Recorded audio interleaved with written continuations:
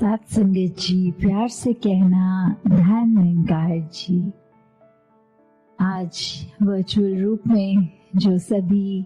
आनंद ले रहे हैं इस समागम का, और सभी को जो थीम भी पता है विश्वास, भक्ति और आनंद की है, तो ये विश्वास क्या है, ये भक्ति क्या है, और जीवन में भक्ति करते हुए ये आनंद की अवस्था को कैसे प्राप्त किया जा सकता है। तो ये एक जर्नी, एक रास्ता अगर हम देखें कि एक इंसान के जीवन में ये कैसे पड़ाव हैं, तो सबसे पहले तो हम अगर देखें तो ये विश्वास कैसे आ सकता है। विश्वास तो उस चीज पर भी होता है जो या तो कोई हाइपोथेटिकल भी अगर हम बात करें तो उस पर विश्वास तब तक नहीं बैठ पाता जब तक साक्षात वो चीज नहीं देख पाते। तो उसी तरह ये जो ब्रह्म ज्ञान है, तो ब्रह्म ज्ञान के ही जीवन में आने से ये विश्वास आना इस प्रभु परमात्मा पे, और ये भक्तिमय जीवन की यात्रा आनंद से जिए जाती है। जिस तरह एक हम उदाहरण भी देखें अगर, तो हम ये सुनते भी हैं अगर कि दो तरह के खाने होते हैं पदार्थ भोजन के,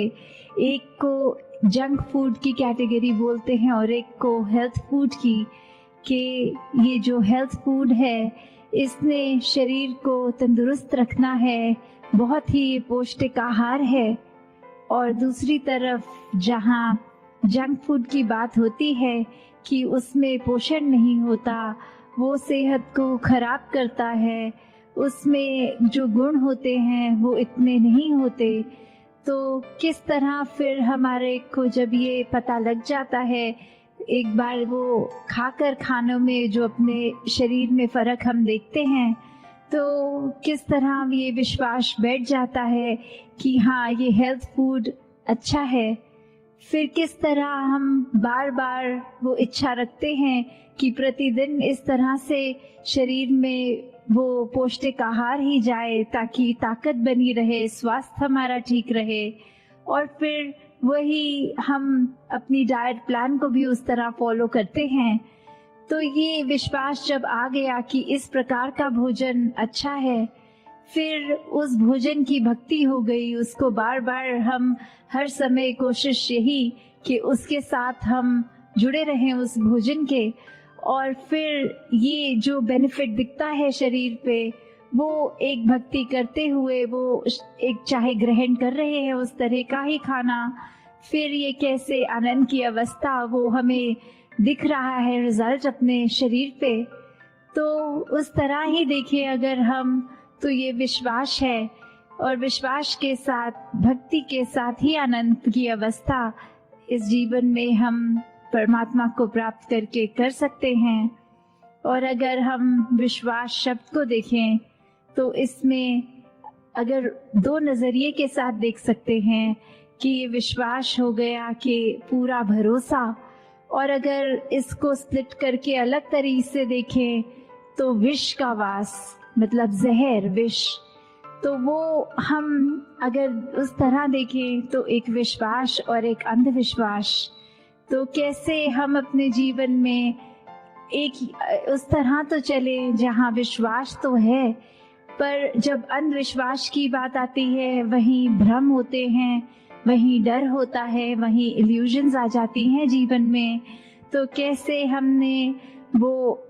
एक अंधविश्वास नहीं पर विश्वास पे टिकना है, विश्वास को मजबूत करना है। क्योंकि जब मन में ये जहर आ गया तो फिर तो कुछ होते हुए भी वो ना होने के बराबर है। फिर मन के अहंकार प्रबल होते जाएंगे, मन में और बुरे ख्याल होते जाएंगे। जैसे अक्सर हम ये भी देखते हैं कि बात तो शुरू होती है विश्वास पे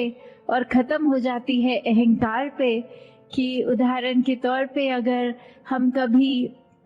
स्कूल के दिनों की ही ऐसे बच्चों में अक्सर नोटिस करते हैं कि अगर एक किसी का पेंसिल खो गया होता है तो वो अपने पार्टनर की पेंसिल ही ले लेता है और बोलता है कि ये मेरी ही है, और फिर वो दूसरा बच्चा अगर एक एक्सप्लेन भी करे कि नहीं ये मेरी है, तो वो पहला स्टूडेंट इतने कॉन्फिडेंटली उसको अपनी ही मान के कि मेरे पेंसिल बॉक्स में थी अब नहीं है तो यही होगी, और फिर जब घर जाके देखता है तो अपने बैग के दूसरी जगह से अपनी ही पेंसिल मिल जाती है, तो उस समय तो वो विश्वास था कि ये दूसरे की नहीं मेरी है, और घर आके भी अगर देखा अपनी वस्तु जब मिल गई तो फिर ये अहंकार मन में आ गया कि अगले दिन स्कूल जाके किस तरह वो माफी तो मांगी नहीं जाएगी। वो अहंकार ने इतना मन में गलत होने के बावजूद भी एक असर इस तरह छोड़ा कि अब अपने दोस्त के आगे जाके कैसे कह दें कि आप सही थे हम गलत थे। तो मन में अक्सर जहाँ विश्वास हो तो उसको उस तरह से ही मन में रखा जाए कि इसने हमारी एक अच्छी नियत का एहसास करते हुए, एक इंटेंशन जो साफ, एक प्योर हार्ट, उसके साथ परमात्मा पे जहाँ ये यकीन करना है, ये फेथ होना है, विश्वास होना है, वहीं ये पूरे ब्रह्मांड की हर चीज ये विश्वास पे ही टिकी है। और विश्वास ऐसा नहीं हो कि असल में तो कुछ और है पर हम मन में कोई कल्पना दूसरी कर लें, ये आंख बंद करके असलियत से आंख चुरा कर कुछ और कर लें। तो फिर वो बात कि किस तरह अक्सर अगर हम ये अंधविश्वासों के ऊपर भी जाएं, उनको एनालाइज करें, तो सुपरस्टिशंस का ओरिजिन किस पर्पस से होता है और आज इंसान उसको किस तरफ ले गया, कि ये शुरुआत में बहुत ही लॉजिकल चीजें उनके कारण भी दिए गए कि इस वजह से ये चीज करनी है, और इंसान कारणों को भूलकर सिर्फ एक उसको नियम की तरह बनाकर ही चल रहा है बिना कारण जाने। और ऐसे ही हमारे जीवन में भी फिर बहुत वो बढ़ाव आते हैं जहाँ किसी चीज का करने का उद्देश्य पता नहीं, उसको करने चलते हैं, मन में विश्वास भी रखते हैं, और कब वो विश्वास फिर एक नेगेटिव तरह से हमारे ऊपर ही हावी हो जाता है। तो विश्वास जब आए इस परमात्मा पे तो भक्ति है। तो ये भक्ति भी अब क्या है, भक्ति कुछ ऐसी नहीं करनी कि पूरे ही आसपास के वातावरण, व्यक्ति या किसी और चीज से अपने आप को काट लेना है, कहीं अपने आप को कमरे में बंद करके अपने नेचर को सही करना है, अपनी लगन को पक्का करना है। ऐसी भक्ति अगर करेंगे तो वो तो कुछ समय तक ही हो पाएगी, पर भक्ति तो वो होनी चाहिए जो हर श्वास में होती है। और हर श्वास में भक्ति अगर है तो हमें अपनी लाइफ की एक्चुअल सिचुएशन से भागना नहीं है, वो तो जिस प्रकार की हैं उसमें रहते हुए भक्ति करनी है। और जब ये करना आ जाता है तो आनंद भी इस जीवन में साथ ही उतर जाता है। फिर वो वेट नहीं करनी पड़ती कि भक्ति की हम सीढ़ी चढ़ रहे हैं और उसके बाद एज अ रिजल्ट आनंद आएगा। नहीं, वो भक्ति करते हुए, वो हर पल सांस लेते हुए, वो आनंदित होकर ही वो हर सांस का एहसास इस परमात्मा से जुड़ के होगा। तो हमें कैसे अगर देखें भी कि एक विश्वास की बात जब आती है, अक्सर इंसानों में भी देखा जाए तो वो ओत प्रोत मामला होता है, सिर्फ एक तरफ से विश्वास और दूसरी तरफ से नहीं। तो उससे भी एक ये पता लग जाता है कि अगर हम एग्जाम्पल देखें कि एक क्लास चल रही है, उस क्लास में टीचर हर स्टूडेंट को एक ही सबक एक जैसी एक्सप्लेनेशन के साथ समझाते हुए, फिर भी जब कुछ समय बीतता है तो एक टेस्ट का टाइम आता है। और वो टेस्ट क्यों? वो टेस्ट इसी का प्रमाण, विश्वास का, कि जितनी शिद्दत से वो टीचर ने स्टूडेंट्स को पढ़ाया, क्या उसी तरह वो स्टूडेंट्स भी परीक्षा में पास हो रहे हैं। वो टीचर के ऊपर, जो टीचर ने स्टूडेंट्स पे विश्वास किया, वही सबक को एक सच्चाई मान के क्या स्टूडेंट्स भी वो रेसिप्रोकेट कर रहे हैं। और अगर इसको दूसरे नजरिए से भी देखे जाएं तो शायद टीचर्स को पहले ही पता होता है कि कौन सा स्टूडेंट अच्छी तरह परफॉर्म करेगा और कौन नहीं करेगा। तो वहाँ बात ये विश्वास ना होने की भी आती है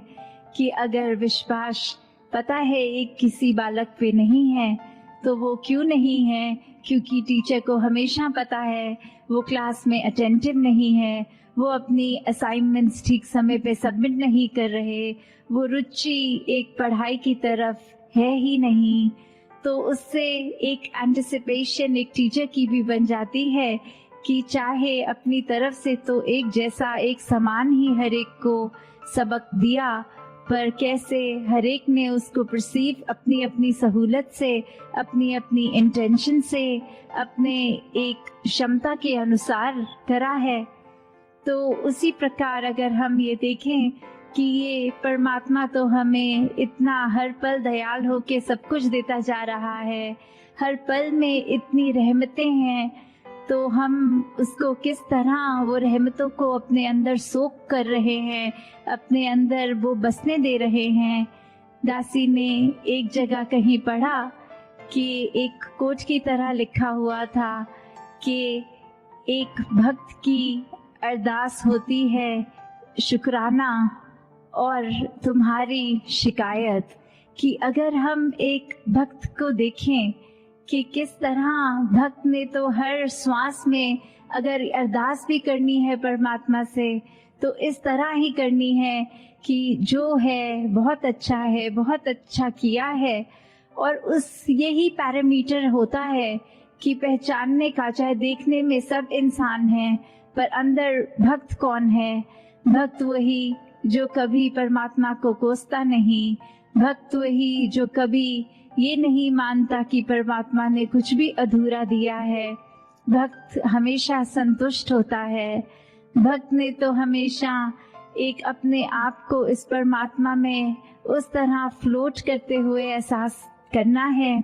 कि इसी के रंग में रंगे हैं, जिस रंग रखे वो ही रंग अच्छा। ये परमात्मा के हाथ हम कठपुतली समान हैं, चाहे हमारे अनुसार वो आबादी की तरफ हम सोच रहे हैं कि हम प्रफुल्लित हो रहे हैं या एक आबाद और बर्बाद वाली बात। तो किस तरह एक हम अगर सच्चे भक्त हैं तो फिर मन में ऐसा होगा ही नहीं कि कहीं परमात्मा को हम उस नजरिए से देखें कि कुछ एक जिस पे विश्वास टूटने वाली बात आए, क्योंकि ये विश्वास भी अगर टूट रहा है तो उसका कारण हम ही हैं। अक्सर हम ऐसे भी कर लेते हैं कि सोच लेते हैं कि क्यों ना परमात्मा का ही टेस्ट लिया जाए और अपनी सिचुएशन के अकॉर्डिंगली मन में ही धारणा बना लेते हैं कि यदि हम ये करेंगे और एज अ रिजल्ट ये होगा तो परमात्मा है, तो परमात्मा सच्चा है। जहाँ हम आस्था रखते हैं वो एक सच्चा दर है। पर अगर ऐसा नहीं तो उसी समय वो एक नास्तिक की अवस्था को अपना लेते हैं। तो कैसे एक हर बार हम जब ये सोचेंगे कि परमात्मा का हमने टेस्ट लेना है और परमात्मा ने हमारे अनुसार वो रिजल्ट्स देने हैं, तो हम खुद ही देख लें कि हम भक्ति से तो कोसों दूर हैं ही, पर साथ में किस तरह हम अपने ऊपर भी वो विश्वास अभी नहीं कर पा रहे। हम एक ब्रॉडर पर्सपेक्टिव देख ही नहीं पा रहे। हम अपने छोटे वो तंग दिल्ली में ही फंसे हुए हैं। तो आनंद की अवस्था से तो हम अभी बहुत ही दूर हैं। मन में हमारे कुछ भी हो, अगर हम एक उसकी बात करते हैं कि कोई खाली जगह जब हम देखें और एक भरपूर जगह कि जीवन में हमारे अंदर कितनी अच्छाइयाँ या एक सामने वाले की कितनी ही ज्यादा अच्छाइयाँ दिख रही हैं, पर अपने जीवन में एक चीज की इच्छा जो हम रख रहे हैं और वो ही चीज अगर नहीं है तो हमारा नजरिया उस पे नहीं जाता कि क्या क्या है हमारे पास, पर उस पे जाता है कि क्या नहीं है। और फिर हम उसको एक माइक्रोस्कोप लेंस जो बोलते हैं कि इतने बारीकी से देखने लग जाते हैं कि जो कुछ है उसको नजरअंदाज कर देते हैं, जो नहीं है फिर नजदीक से तो हर चीज में कमी दिखी जाती है। फिर एक पूर्णता तो हमें दिखेगी नहीं, हमें अपने जीवन में लगेगा ही नहीं कि एक ये चीज ना होने की वजह से पूरा जीवन ही खराब लगता है। तो जहाँ अपनी हर वस्तु को जो दातार ने ये एक रहमत की तरह झोली में डाली है, अगर कुछ नहीं है तो उस पे ध्यान ना दें, क्योंकि अगर ध्यान देना ही है, एक बारीकी से कुछ टटोलना ही है, तो वो अपने अंदर अपने मन को बारीकी से देखा जाए कि किस तरह मन का तो इस दातार ने नेचर ऐसा बनाया था कि हम अपने अंदर झांके। मन इसलिए कि जो फील कर रहे हैं, खुद अपने आप को कैसे ठीक करें, एक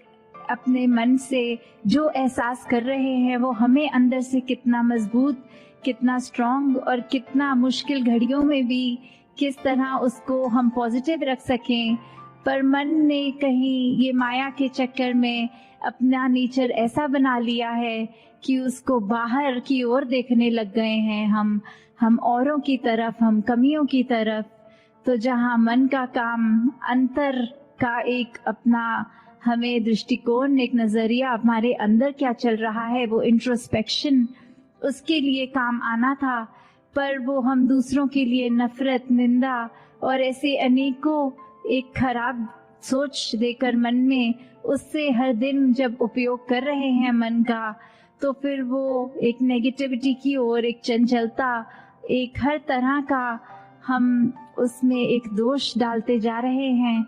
तो कैसे अपने मन को जब हम साफ रखते हैं, और मन साफ रखने का सबसे आसान तरीका ये भक्ति में तो सेवा है, सिमरन है, सत्संग है, कि जब इस निरंकार से जुड़ गए हैं तो फिर ये आनंद अपने आप जीवन में उतरता है। हर पल मन बहुत ही शांत, बहुत ही स्थिर, सहज भाव में, एक जो कहते हैं कांस्टेंट ब्लिस जो है, एक खुशी, उस तरह एक कभी भी वो एक्सट्रीम निराशा की फीलिंग नहीं होती।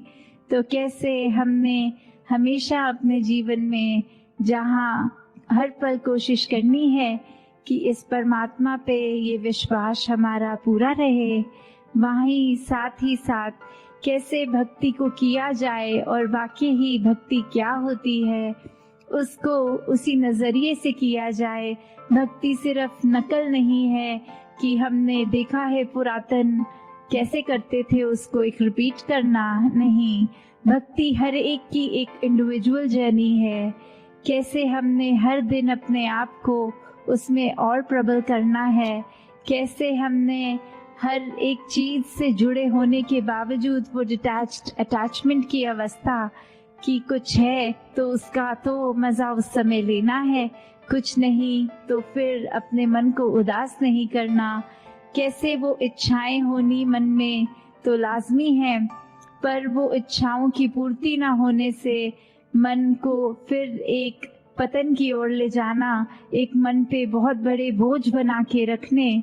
तो भक्ति तो फिर समर्पित होकर ही हो सकती है। जब इच्छाएं इतनी आ जाती हैं तो फिर भक्ति उस समय मजबूत नहीं रह पाती। अगर इच्छाएं पूरी ना हो तो भी अपने आप को हम एक पक्का कर ले कि इसका ना होना में भी बेहतरी ही है, तो फिर ही वाकई ही एक असल रूप में इंसान आनंद का एहसास कर सकता है। तो दातार हर एक पे कृपा करे, जो हर एक की इस समय एक अरदास भी है कि किस तरह से सत्संग रूप जो एक इतनी वास्ट हम मनाते थे समागम पे, हर कोई अपने घरों से चलकर फिजिकली गैदर होता था, और अब चाहे वर्चुअल रूप में इस तरह कर रहे हैं, पर भाव तो सबके वही, ये लगन इस निराकार से सबकी वही। और आगे के लिए अरदास कि हर कोई संतों के साक्षात दर्शन करके एक दूसरे की चरण रज लेकर उस रूप में ही ये समागम का त्योहार जो हर्षोल्लास का होता है, ये कैसे एक रूह का संबंध निरंकार से हर पल होता तो है, पर जब समागम पे सब आके इकट्ठे होते हैं तो फिर वो एक अंदर की जो खुशी इतनी ज्यादा प्रफुल्लित, तो हर एक पे दातार यही कृपा करे, जहाँ हर कोई भक्ति भरा जीवन अपना एक स्ट्रॉन्ग करता जाए, वहीं फिर हर एक के लिए, संसार के लिए, सरबत का भला, वो एक अरदास कि ये ह्यूमैनिटी एक साथ आगे बढ़े, एक सेल्फिश होके अपने आप को तंग दायरे में ना रखें, अपने मन में हमेशा अच्छे ख्याल रखें। तो दातार हर एक पे कृपा करे। साथ संगत जी, प्यार से कहना, धन निरंकार जी।